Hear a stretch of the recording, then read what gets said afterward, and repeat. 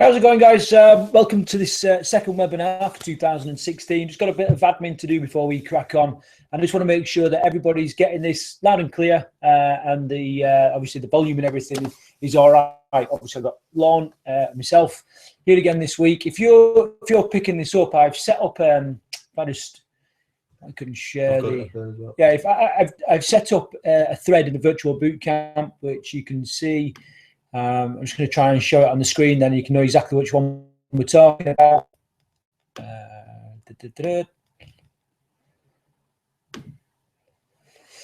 Basically, we'll use this thread to we're going to use this thread to to questions, to guidance and all that. And I just want to start by you posting a number one. If you post number one, if you're with us, if you're hearing and the sound's okay, and all that's good.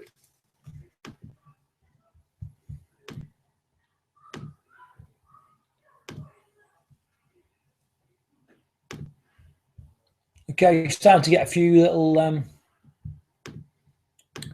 starting to get a few viewers now. We've got 2 or 3 people on there, which is good.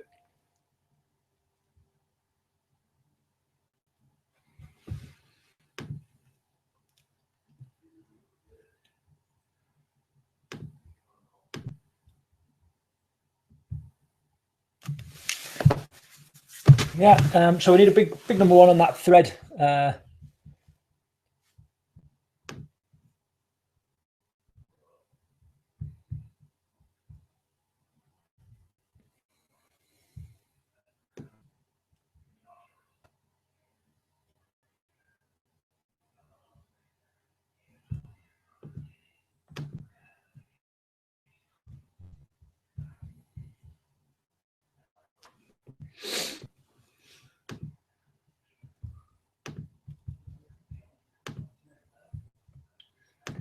Okay, here we go. This should be the thread that you're looking at now.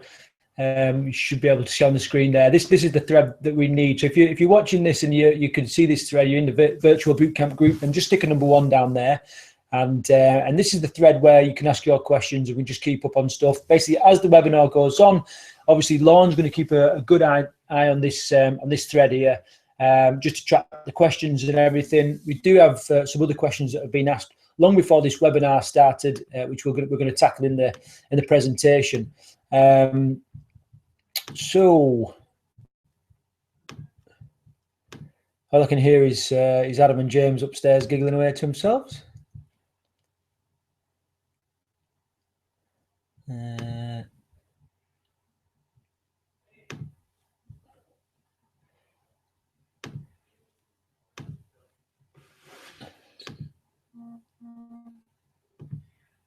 Yeah, Ahmed's one, Greg one. Oh, brilliant! Yeah, okay. So starting to get some ones now, which is good. Brilliant. That means we can pretty much crack on. So you should be able to see me and Lorne on the screen now. This is we've sorted out our software now, so you should be able to you should be watching this on YouTube. There's another couple of links there that you can use stuff on. We're going to crack on. There's a few people that we're expecting to come along. Not quite. That's fine.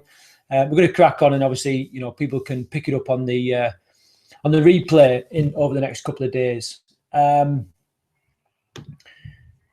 Okay, so basically, we're going to use this sort of presentation to control our webinar.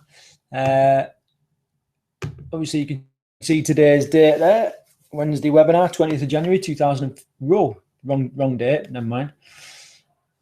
Basically, content then that you can expect this week. We're going to start off with a bit of a sugar-free update. After the sugar-free update, we're going to give a little bit of bootcamp news, let you know what's happening at bootcamp. Then we're going to do a little bit of a welcome to the gun show, a little bit cryptic, but we'll see what that is in a while.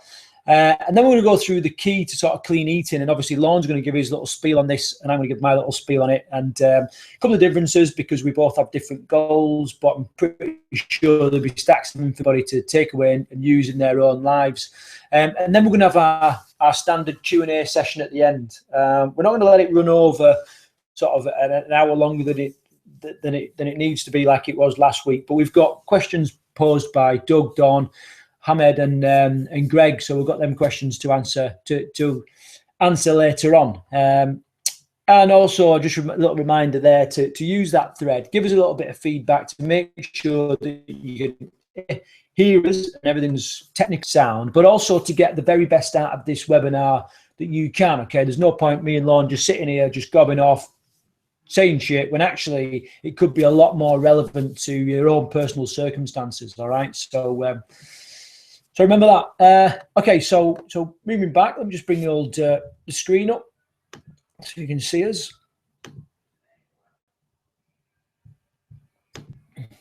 And we'll start off, Lorne, and we'll just give our little bit of an update on the sugar-free. So how's it been going? How's it been going for you? Yeah, good. It was expected that when I left camp, because obviously it first started, and my first week was on camp, and then leaving camp, going back home and doing the things I do back home. I envisaged there was going to be a few more issues. Probably not quite as many. Encountered quite a few problems. It was difficult, very difficult, but still going strong, still sugar-free. So yeah, that's the main thing. Yeah, I'm still sort of alcohol-free. I have had a bit of a test over the last couple of days. I've been invited on a stag do, and so I'm in a bit of a dilemma, really. You know, it's one of my closest friends, and obviously people don't get married every day, and I've decided to do this alcohol-free challenge for the next 12 months, and it really sort of brings to question what I'm going to do, and I suppose that's highly relevant to lots of people that are watching this webinar, because things will happen in your life, and things will come up, and it might be a sort of chance in a lifetime thing, and it is quite hard to make a decision.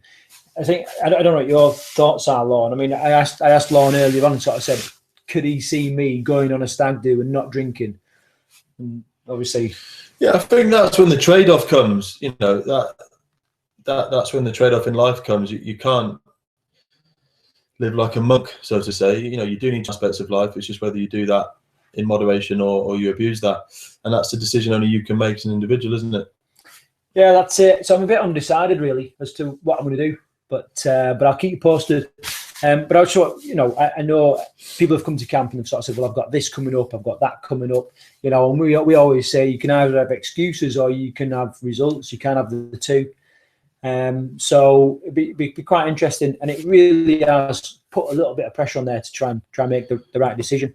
As I sit here now, I can't see myself going, to be honest, because I cannot see myself, or the desire to not drink this year is far greater than going on a stag do. I can celebrate my friend getting married in many, many other ways, and I don't need to go and get shit-faced in order to do that. But we'll see. Bit of peer pressure. Yeah, I mean, taking that, for you guys watching at home, back when I was a triathlete, I would book in if I did want to go drinking, especially when I was in university. If I did want to do it, then I'd do it well in advance. I'd book it in, and I'd almost treat it as a training session. So I'd prepare for it by eating properly and drinking properly beforehand.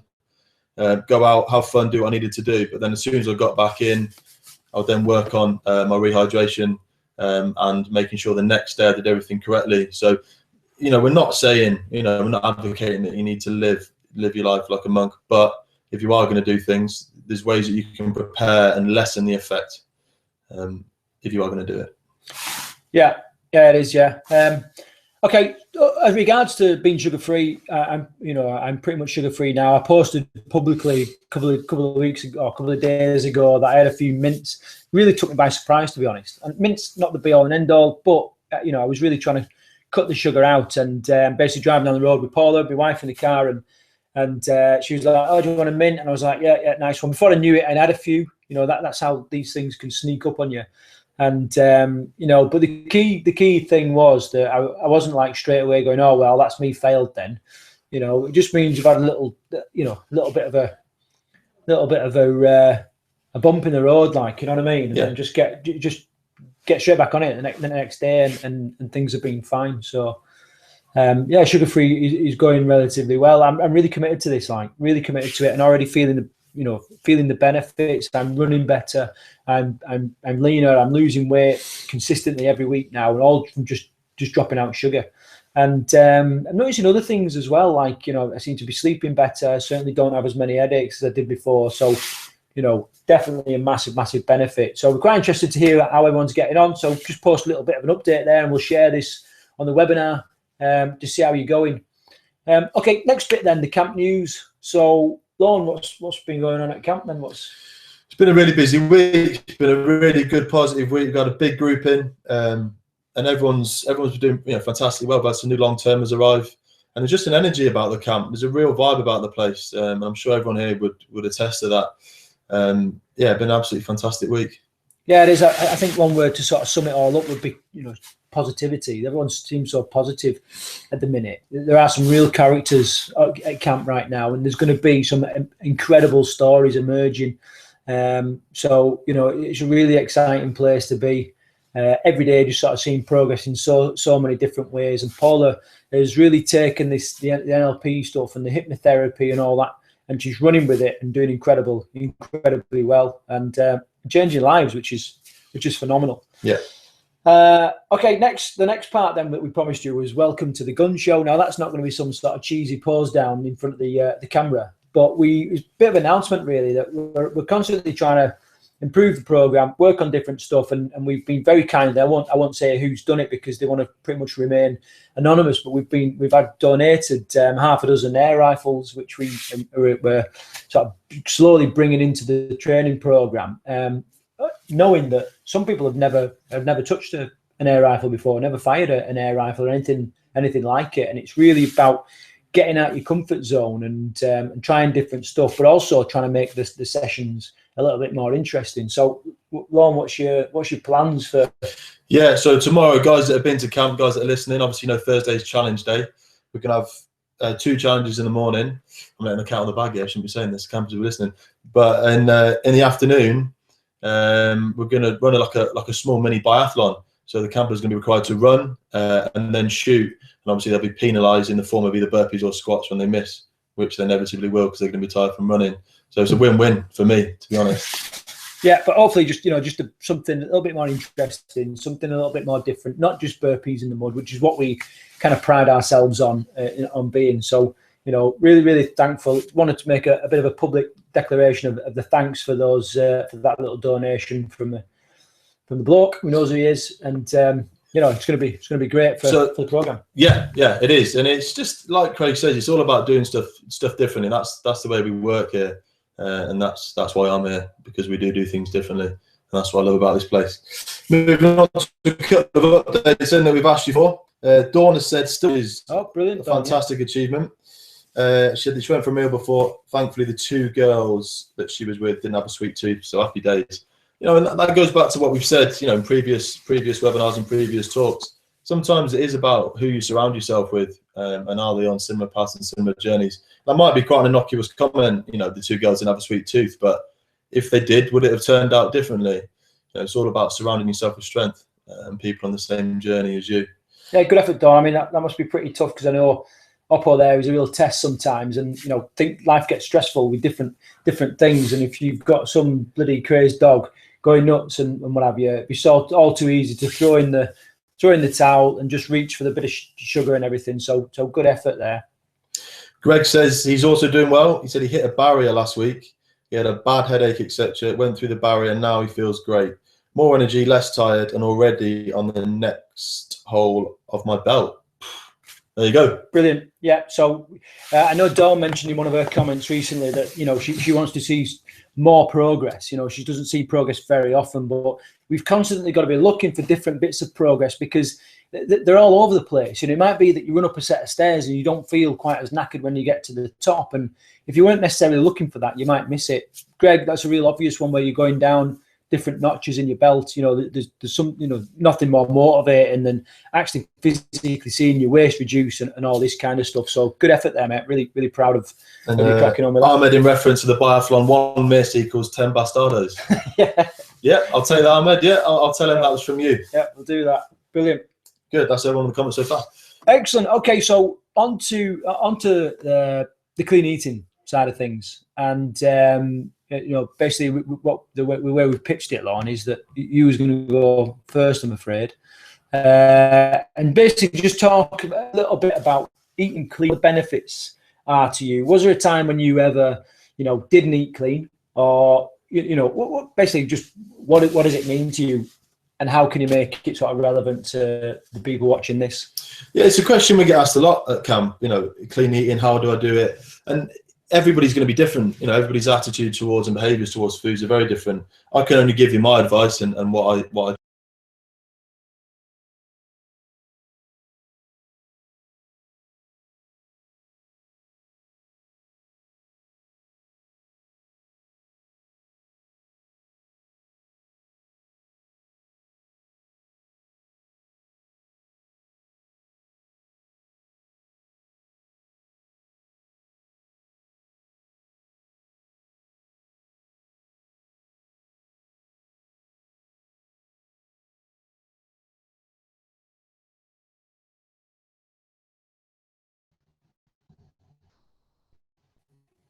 I don't know if you picked on that, but obviously just dropped out a little bit. Just give us a little message on Facebook if you're. Said they lost us, which makes sense.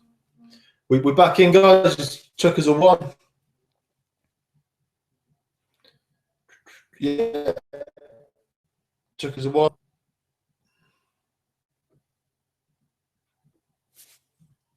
Give us nothing at the moment.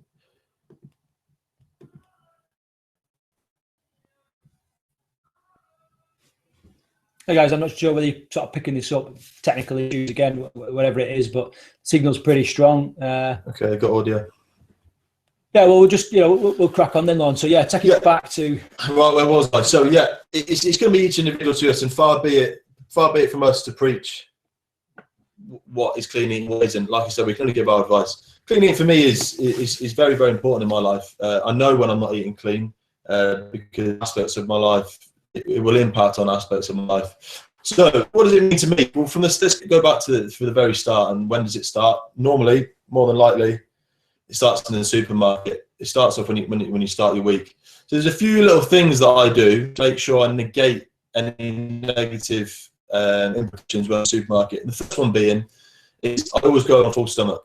It's something I've done for years. I make sure I go to the supermarket.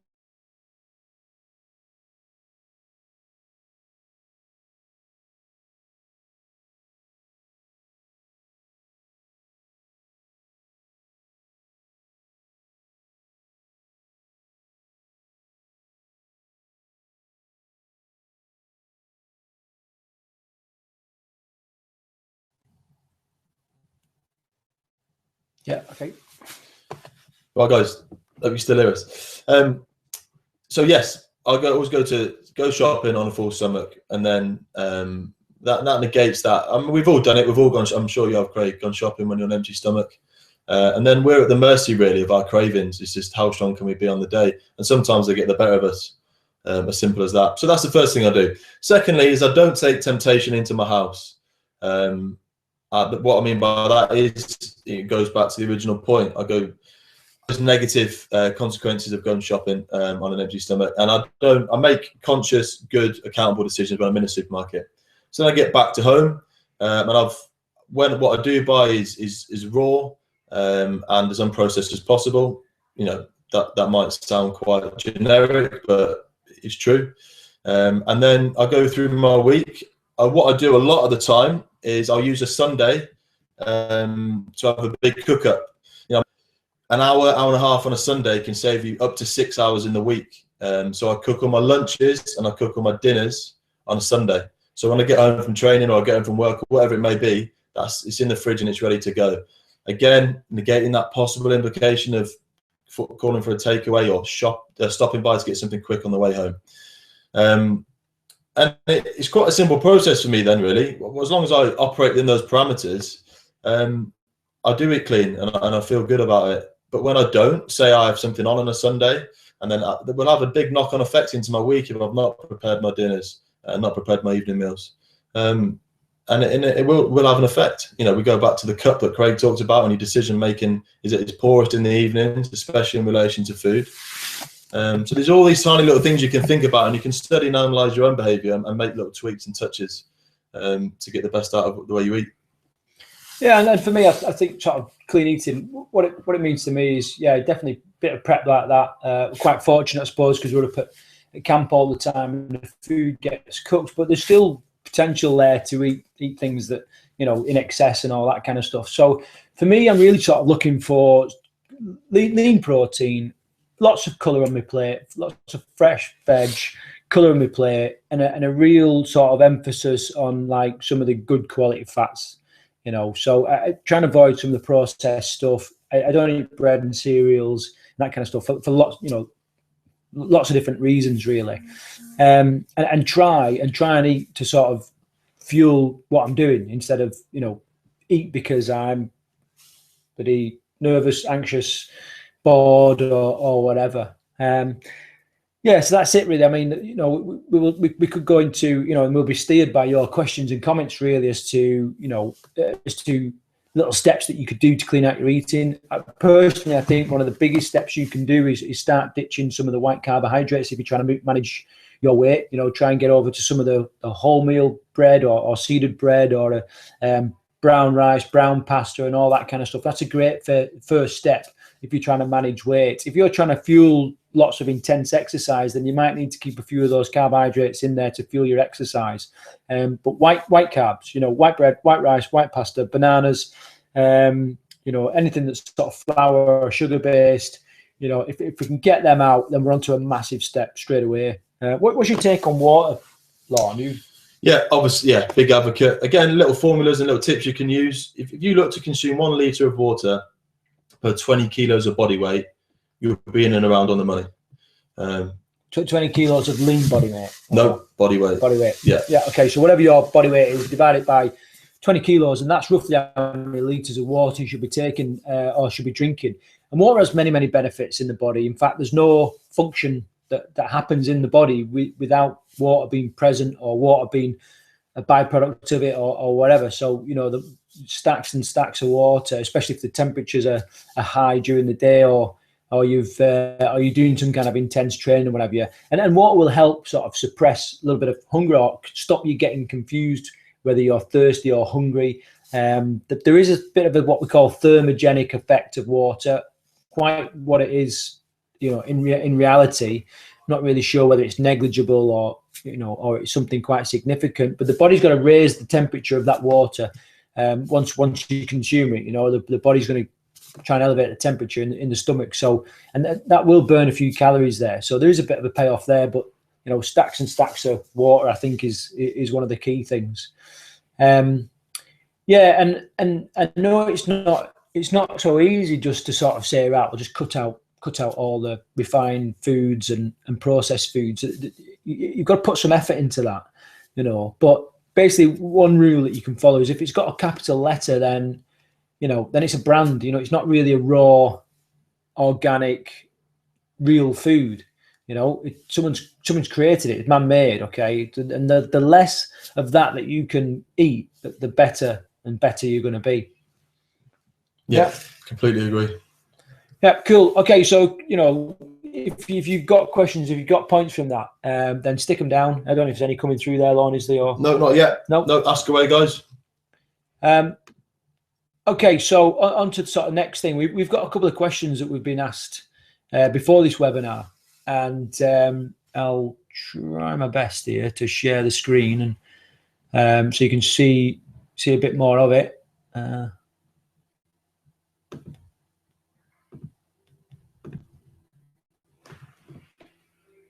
Here it is. So you should be able to see it there now. So question number one from Dawn then. Basically, Dawn had quite, I don't know if you could pull it up actually and read the whole question off. But yes, I can. In summary, Dawn was sort of saying, look, you know, she's had some good results and all this kind of stuff. Basically, was struggling to sort of find, you know, she was finding it hard to motivate herself. Now, it's quite ironic because I released a video today, which some of you may have seen. You can view it at team-bootcamp.com. Get motivated. So I'll try and bring it up now so you can make sure that you're on the right page. No, I can't. Must have shut that window down. But basically, you know, you'll see it, Team Bootcamp logo at the top, all about motivation. Tomorrow I'm going to do one on determination. And what we found was basically that a lot of people, when they're at home and away from camp, they struggled with two main things. The first one was obviously motivation, finding the motivation to get going, and that was a real key problem for people that had a moderate to average amount of weight to lose. So sort of up to and in and around 12 pounds to lose, was really finding it hard to get themselves motivated. Personally, I think it's because they haven't really experienced the emotional turmoil that bigger people have had, and they're not really chasing fitness like the people that are predominantly looking for fitness are. So, they've not really had that. They've not really had that emotional massive trigger to getting motivated and getting going. So watch the videos as a bit of a start. It's about 3 or 4 minutes long or whatever. Gives 5 little steps there to help you get motivated. But Lorne, what works for you? I mean, it's a difficult one for me and Craig sat there in front of you. Obviously, both former Royal Marines. We obviously know how to motivate ourselves because we got ourselves through what we did. And again, we can only pass on our advice and what that is. But it's incredibly individual. Motivation, is so individual. You have to decide first and foremost, do you actually want it or do you want to talk about it? If you do actually want it and you commit to something, then there's a series of steps you can take.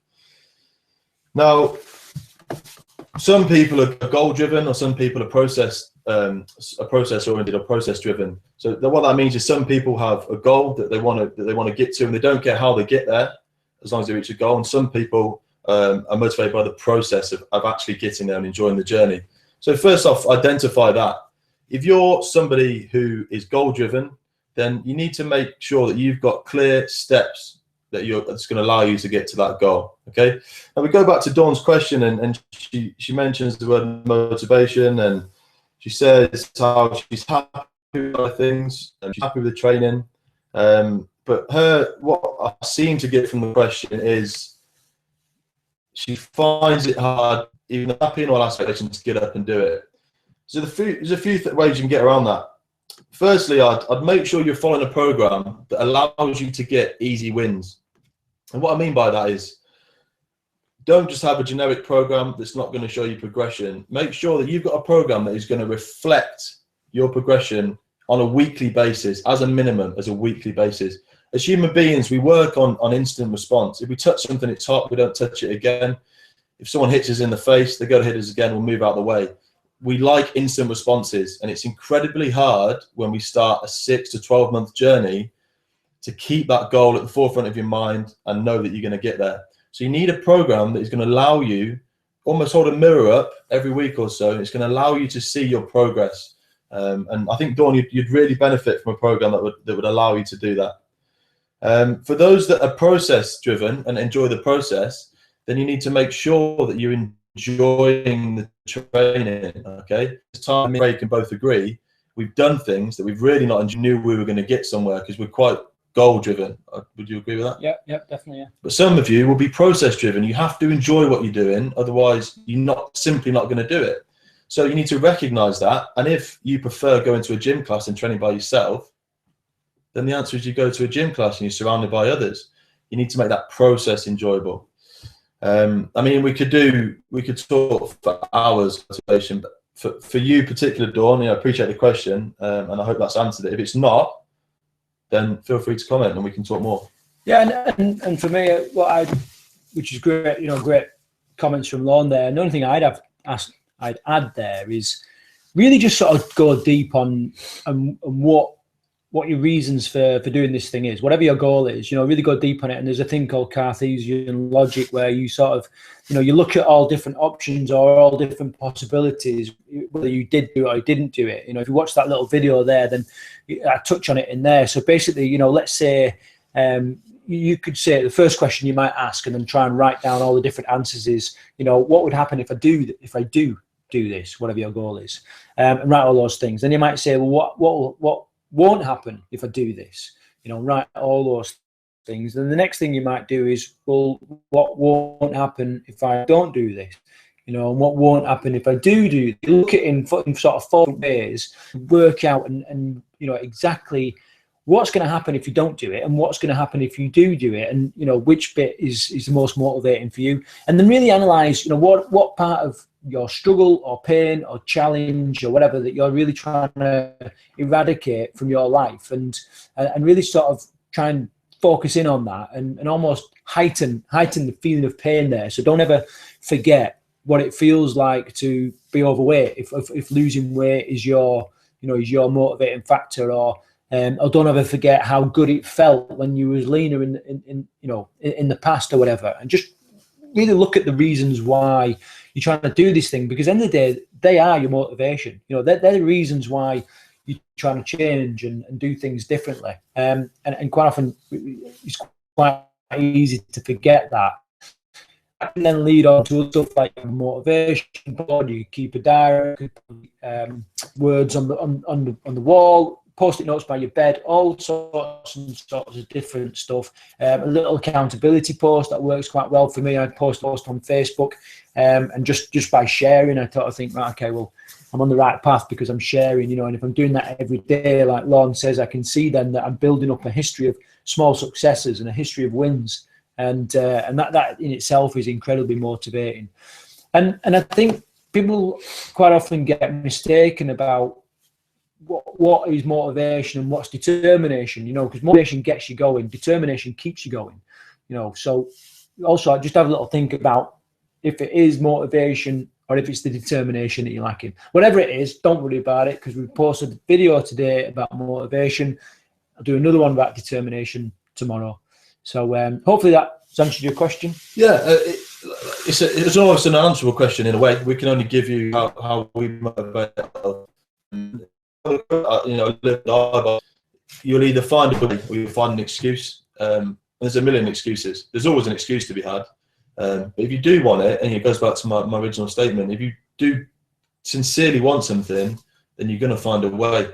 And also, I'd like to say as well, a lot of people, I think, flounder and they try and achieve things without really seeking professional advice and professional knowledge. If my car broke down and you asked me to fix it, I wouldn't have a clue how to do it because I'm not a mechanic. I'd go and see a professional about it. And if you find yourself not progressing and not doing and not seeing what you should do, then it might be as simple as I need to go and find someone that knows what they're talking to get it. So sometimes that can alleviate stress and pressure by having someone look at the way you're training and what you're doing. Another thing I do as well, Lorne just reminded me there of the quote, is if it's something that I don't actually really want to do, I should do it, but I don't actually want to do it. You know what I mean? There's an easier option. There's a bit of a nicer food to have instead and all that kind of stuff. I sort of think, okay, and I say to myself, in order to achieve what I'm looking to achieve, I'm gonna have to give up this chocolate, for example, at some point. It may as well be today, because the sooner you get started, the sooner it's out of the way, and I say that quite often, in order to run faster, I'm going to have to go for a run. It may as well be right now, because you are going to have to do things if you're honest about wanting results or, wanting to change stuff. It may as well be right now, because the sooner you get started, the sooner you'll reap the benefits. Yeah, I like that. Yeah, cool. Okay, so on to question number 2. Here we go. Just to try and keep progressing, I'll try and share this little question again so you can see what's going on. Yeah, so the question 2 is from Doug. In summary, is what is the minimum amount of calories that we should be consuming? I don't know if you've got the detailed question there, Lorne. Yeah, so he just said weight loss is in the kitchen. Basically, eat less than you burn. What's the safe amount and what's the least amount to restrict to get results?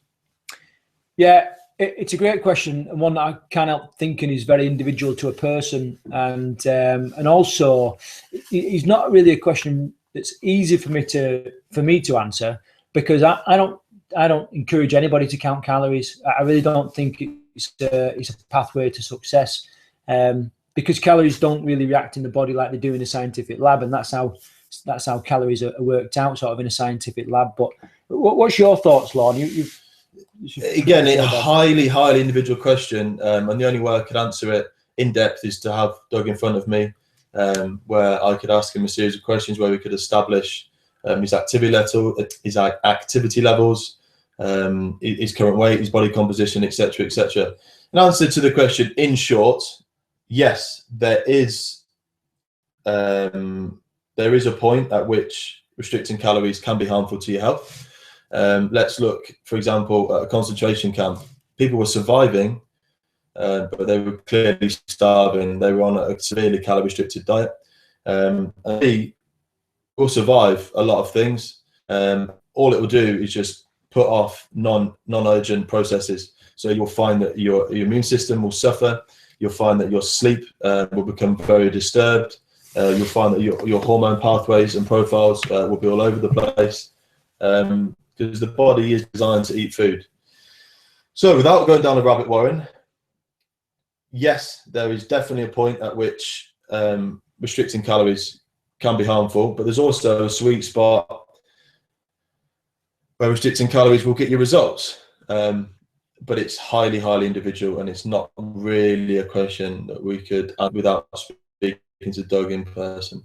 No, I think one way to talk about the dangers of restricting calories so much. I mean, basically what starts to happen in your body, and I wrote a little book on this. If you want this book, then just, put hashtag crash diet in the thread, and if we get enough, then I'll post this book later on. I might have even put it in the files in the virtual boot camp, but it talks about the cycle of crash dieting and what happens in the body whenever we restrict the amount of calories that we're consuming too much, which is what a lot of these sort of fad diets do. They sort of think restrict the calories to a point where we're losing it's excessive. And the body starts to turn off some of the everyday functions because the calories are not there to fuel it, and it goes into a survival mode. Ultimately, that leads to your metabolism slowing down, your basal metabolic rate. So that's like the base amount of calories that you burn, even at rest, flat packed on your own bed, is reduced. You start to eat up muscle as a form of energy. You're actually starting, it's just not a great place to be in. No, it's really not. It's really not.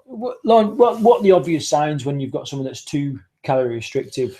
They'll be irritable. They'll be tired and lethargic. They'll be quite often quite ill because their immune function will be severely hampered. Just classic signs. They'll look gaunt in the face. There's numerous signs that would indicate that you were restricting your calories by too much.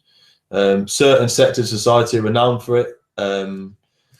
People who compete in figure, especially females who compete in figure, just believe it's, sometimes they think it's the correct thing to do, just to severely restrict their calories. So Doug, just to make it a little bit more contextualized for you, I know we know you've lost sort of 4 to 5 stone already, and this might be you sort of getting to a point going, right, where is my next step? Where do I go? And you might be sort of thinking, right, well, I want to get these last couple of stubborn pounds off or whatever.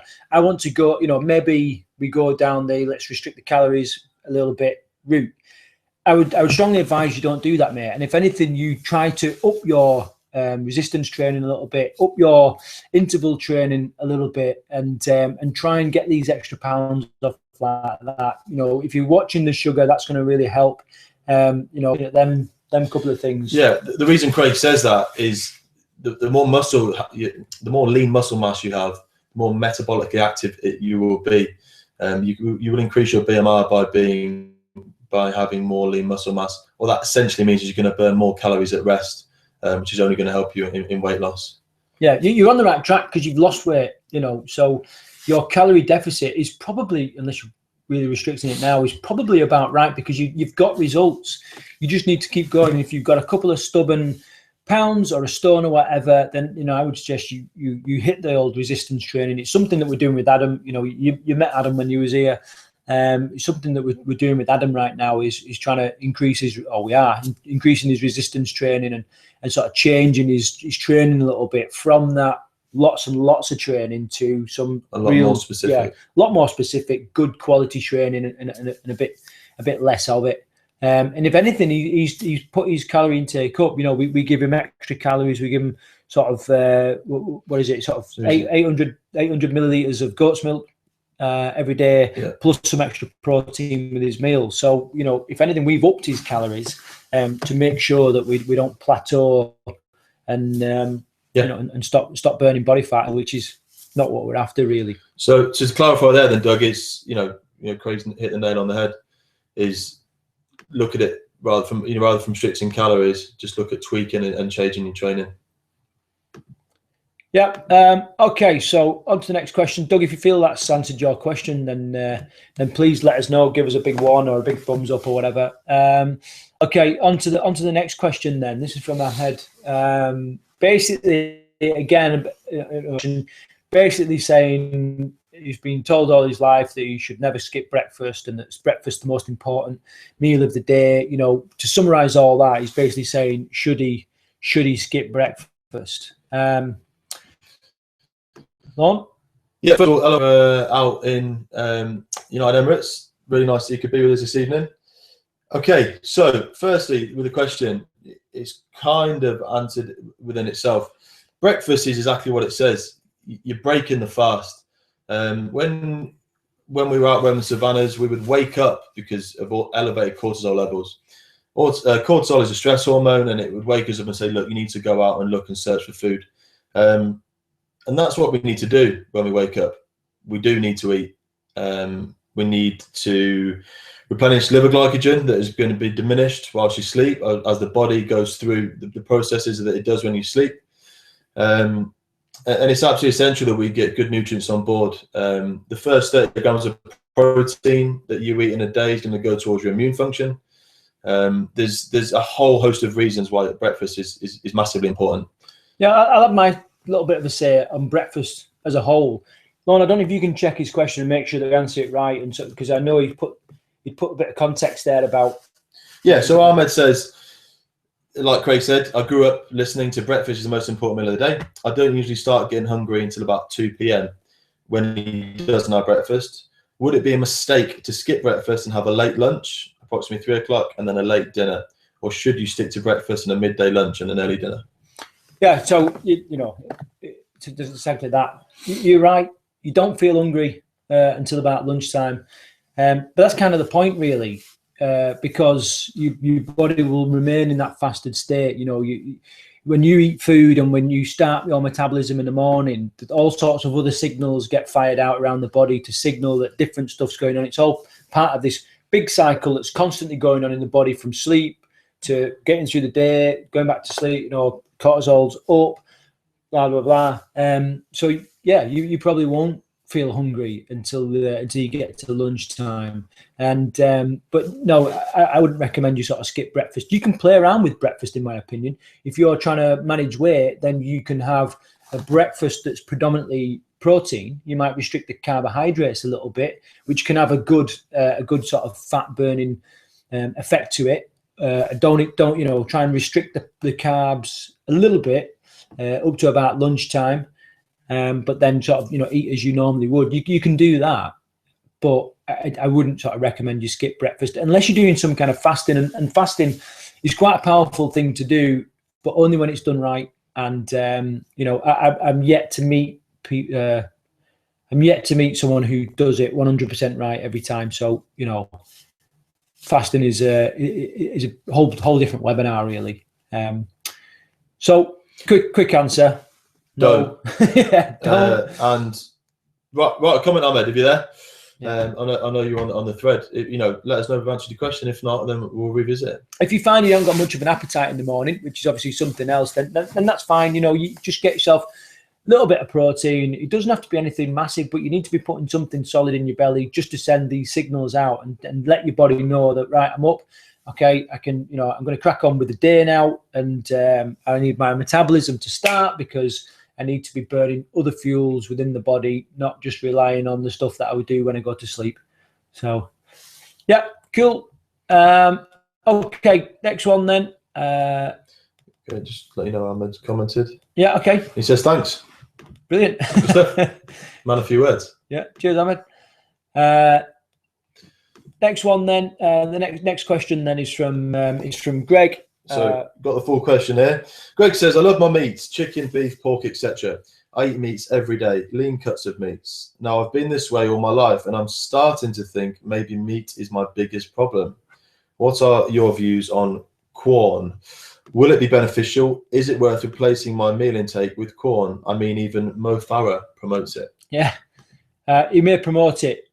I don't think he actually he actually eats it. Knowing how professional athletes eat.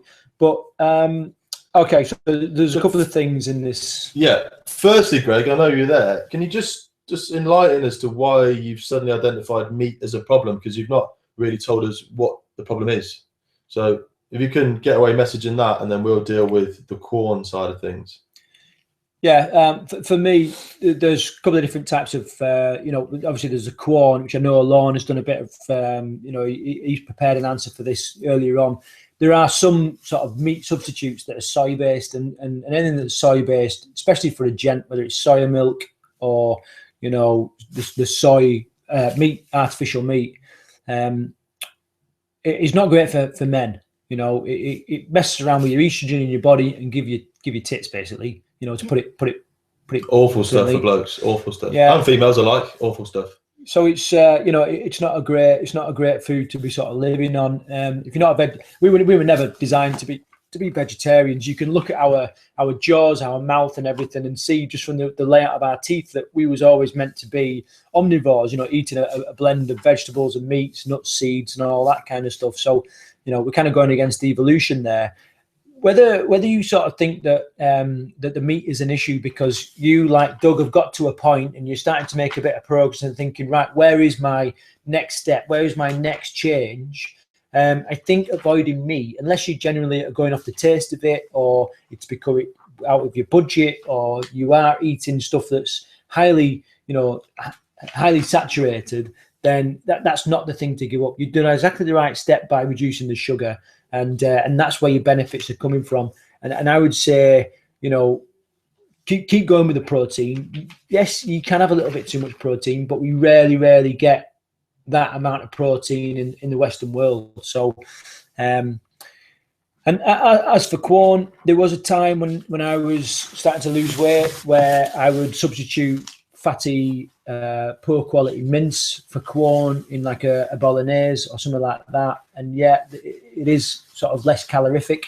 There's a lot less saturated fat in it and all that kind of stuff. So that's not a bad little first step, but I wouldn't sort of completely substitute meat full time. So have you got your little points? Yeah, Greg has just said he's always been big. Now I've listened to podcasts by Craig. One thing was said that you are the sum of what you eat.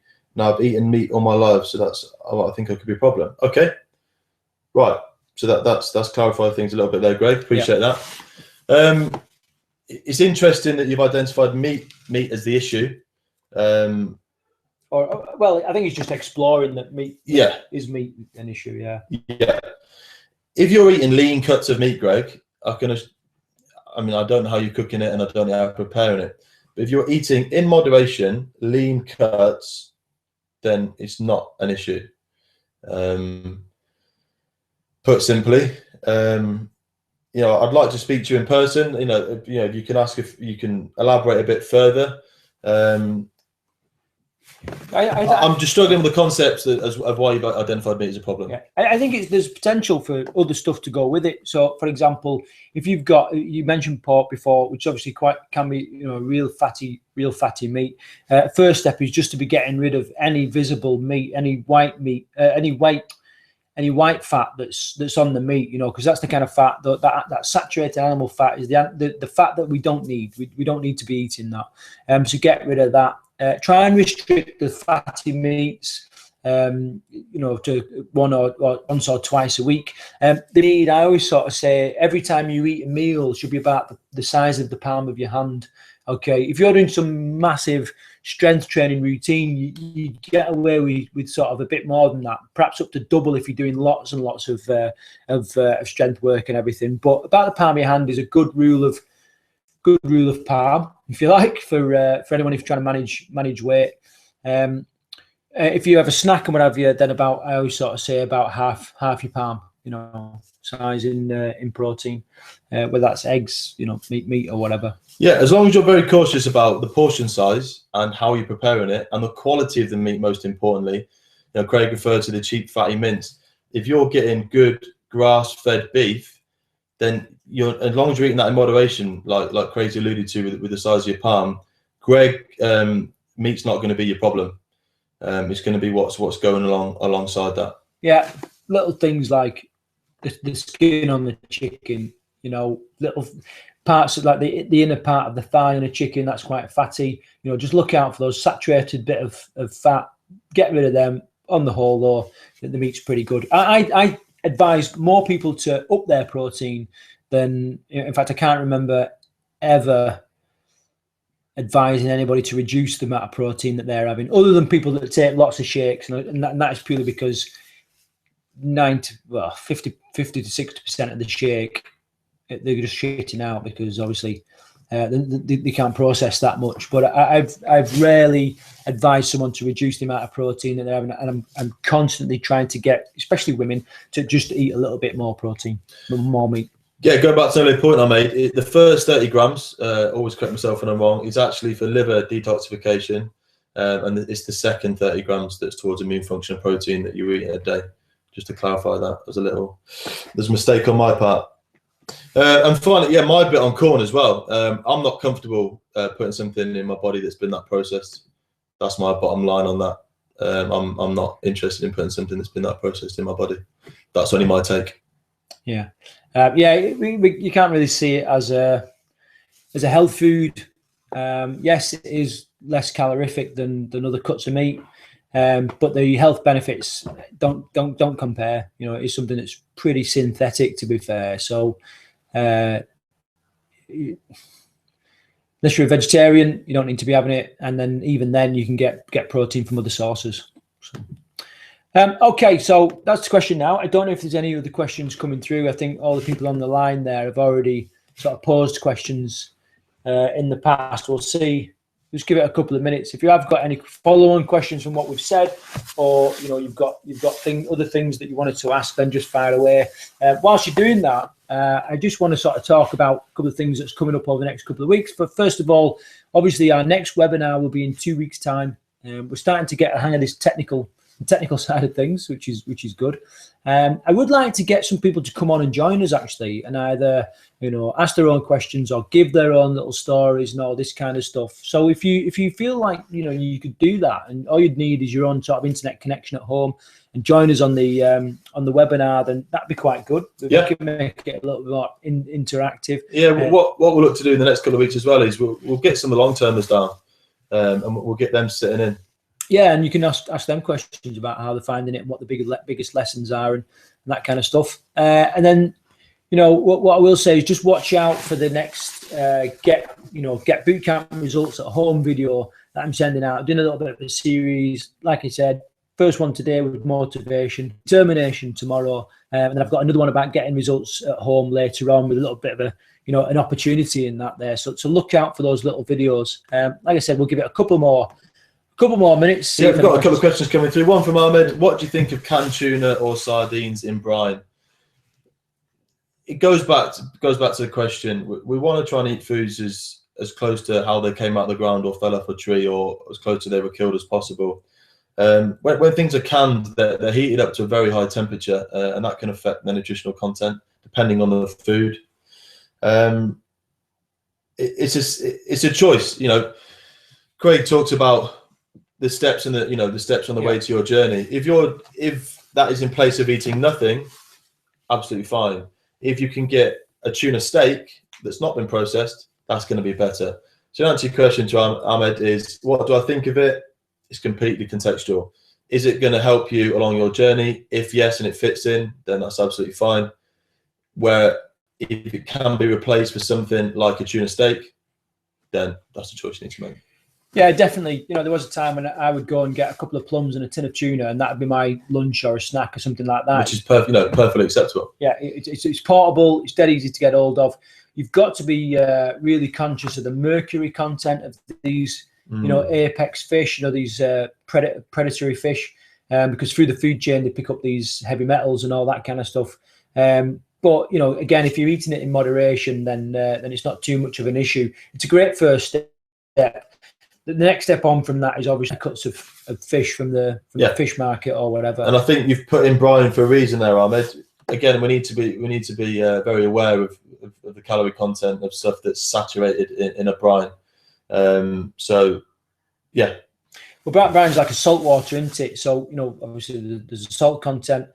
You can get spring water or fresh water or even olive oil. You can get fish in olive oil, which is never going to be the greatest quality olive oil. But again, it's another step. And you know, so spring water is a good one. I always keep a couple of tins of fish in the cupboard, just in case that I do start getting a little bit peckish or whatever. Then, you know, I've got a decent source of protein there that I can just sort of spoon out the tin.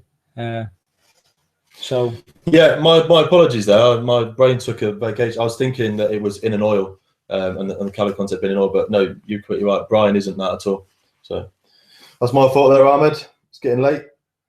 Okay, second question from Kathy regarding meat quality, etc. What are the cheaper cuts that are high protein, low fat? Right. Okay. So, how you doing, Kathy? Good that you're on the webinar. So, basically, chicken used to be a great source of lean meat. Chickens are just farmed in a completely different way now, which makes them kind of fatty, to be honest. It's not the lean meat that we thought it was, and it's actually going up in its calorie content, you know, each year, unless you're getting good quality chicken. One that I often go for instead of chicken is turkey. Turkey seems to be a much leaner cut of meat, whether they just get to run around the bloody farmyards more or whatever. But, you know, turkey seems to be a little bit leaner. I would then suggest fish as an excellent source of protein with, you know, without the saturated fat that you would get in other animal meats. From that, where would I go? Probably anything game, anything, you know, game, from the game side of things. Chicken would be sort of lower down on the scale. Yeah. Obviously, you've specified cheaper there, Kathy. You get yourself to a butcher's. A lot of organ meat is incredibly cheap. Yeah. And some people, you know, some people don't like the taste, but if you do, incredibly cheap and incredibly high in protein organ meat. So that'd be my recommendation there. Yeah, we use a lot of, or the chefs here use a lot of pork loin. They get a pork loin and then roast that, and obviously, you know, just try it. Pork is a little bit of a fatty meat, and it's not for everybody. Obviously, some people have ethical, religious reasons why they don't eat it, but it is a really cheap, you know, cut of meat that you can get stacks of protein from it. Turkey steaks, turkey mince. You want to be kind of avoiding, which it tends to be a little bit more pricey anyway, is the lamb and pork, which tends to be like the fatty sort of types of meat. Yeah, they are. So hopefully that helps. Brilliant. And then one from Greg. Brazil nuts, how many per day would you say is a safe amount? It's the only nut I like. Yeah, okay. You've got to be careful with Brazil nuts, because you can very soon start over consuming foods which we class as good food, health food, just by eating too many. I would suggest you know 1 or 2 nuts every serve, every 3 or 4 hours. Really, you don't really need that many more Brazil nuts. Almonds, I would say in every sort of 3-hour period, half a dozen almonds. Again, you don't need a great deal. You might get if you're quite tall, then you might get away with a few more. But basically, just enough to sort of fill the palm of your hand there. You know what I mean? And not a great deal more. Macadamia nut is about one of the nutritionally best. Come on, speak right. The best nutritionally. Getting late. I thought brine was oil. You only need one at a time. One in any 3-hour period. Like you really don't need any more than that, and you're getting all the the essential fats that you need there. So just go steady on those Brazil nuts, especially if they're coated in sugar, Greg. Obviously, yeah. Just add a bit of context to it, Greg. They're nuts are an incredible source of energy and nutrients, but they are quite calorific. So it's just about being aware of the calories that you're consuming. You know, we don't advocate calorie counting as such, but you still need to be aware of what you're putting in your body. Yeah, definitely. And even like 2 nuts every 3 hours, you're still potentially going to rack up the calories there. So Greg, how are you having do you just have these as a snack, or is it something that you snack on consistently, or is it just every now and again, or I don't quite know. We'll give you time to answer that, because I know there's a bit of a delay on this webinar. But great nut, in the old grand scheme of the Craig spectrum of nuts, I think, you know, macadamia's got to be at the top. Brazil nuts are going to be number 2, and then almonds, you know, number 3. You know, so great nut if that's the only one that you can eat. And that is the end to the questions, Craig. Yeah, well, like I say, we'll give it a couple of minutes, Greg, if you want to fire through another bit of a little bit more context on that. But other than that, remember the things that we said. Look, you know, about the look forward, the webinar in the next couple of weeks. Look out for the thread for the questions to be posted. They really do help us prepare in the best manner, really. And we always sort of ask for a general topic. So if you've got an idea of a general topic, stuff you'd like us to talk about, if you've got suggestions on the actual format of what we're doing here, you know, we're doing like half an hour teaching followed by half an hour of Q&A. If you think we can improve on that, or there's a section you want in there every week, like, I don't know, a recipe of the week or whatever, then just let us know. Give us a bit of feedback, and we'll create what's going to benefit you and not, yeah, you know, what's easy for us to do. This is for all your benefit, guys. We're here to serve you, so to speak. So, you know, get the most out of us. Greg has put he snacks twice a day, he eats 4 at a time, and it stopped him snacking mindlessly. Spot on. Yeah, absolutely perfect, Greg. Yeah. So no problems. You could get away with knocking it down to 3, but in the grand scheme of things, if it's working for you right now, brilliant. Yeah. Brilliant. Excellent. Good stuff. Okay, so thanks again for your interaction. Let's try and get some more people there in the next webinar in a couple of weeks. I know there's a couple of people who couldn't make it this week. And there's no problem with sharing it with people that are not in the virtual bootcamp group. You know, you can get them along, and anyone that you think will benefit from this, get them along, and you know, and they can all join in. So until the next time, take care.